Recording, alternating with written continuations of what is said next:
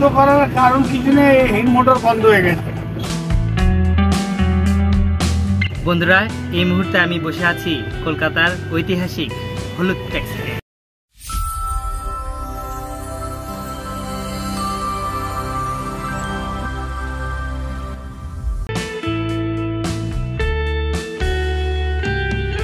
কলকাতা মানেই ইতিহাস আর ঐতিহ্যের শহর, আর সেই পুরনো শহরে ইতিহাসের অংশ হয়ে গেছে হলুদ ট্যাক্সি।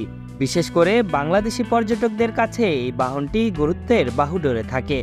পশ্চিমবঙ্গে গেলে অন্তত একবার হলেও এই হলুদ রঙের যানটিতে ভ্রমণের অভিজ্ঞতা নেন পর্যটকরা, কিন্তু শিগগিরই হয়তো সেই রোমাঞ্চে ভাটা পড়তে যাচ্ছে। 1962 সালে কলকাতা শহরে শুরু হয় হলুদ ট্যাক্সির যাত্রা। সময়ের সঙ্গে সঙ্গে এই ট্যাক্সি হয়ে ওঠে শহরের অন্যতম আইকন। তবে সিটি অফ জয়ের ঐতিহ্য এখন বিলুপ্তির পথে। কোভিডের আগেও কলকাতা শহরে দাপিয়ে বেড়াতো প্রায় 18,000 হলুদ ট্যাক্সি। তবে সময়ের সঙ্গে সঙ্গে কমছে এই যানের দৌরাত্ম্য। রাজ্য সরকারের তথ্য বলছে শহরে এখন 7,000-এর মতো অ্যাম্বাসেডর মিটারে ট্যাক্সি চলছে।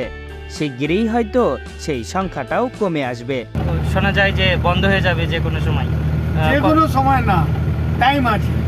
কিরকম সময় আছে? কমসে কম 5 বছর লাগবে পুরো শেষ হতে হতে। এটা বন্ধ করার কারণটা কি? বন্ধ করার কারণ কিছু নেই, এই মোটর বন্ধ হয়ে গেছে। যেখান থেকে গাড়ি ম্যানুফ্যাকচারিং হয় সেটাই বন্ধ হয়ে গেছে।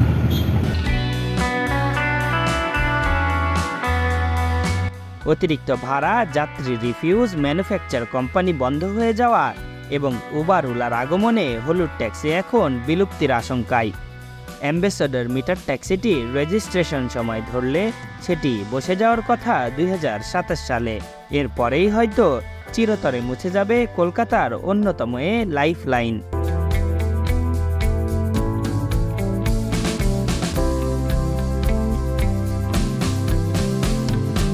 বন্ধুরা, অ্যাম্বাসেডর মিটারের হলুদ ট্যাক্সি বন্ধ হলেও বিকল্প সিদ্ধান্ত নিয়েছে রাজ্য সরকার। শহরে এ ট্যাক্সির ঐতিহ্য টিকিয়ে রাখতে কেউ সেডান কিংবা হ্যাচব্যাক হলুদ রং করলে তাতে আবেদনের ভিত্তিতে মিটার বসানোর অনুমতি দেবে সরকার। তাতে অবশ্য দুধের স্বাদ ঘোলে মেটানো যাবে, আর সেটাতেই হয়তো তৃপ্তির ঢেকুর তুলবে নতুন প্রজন্ম।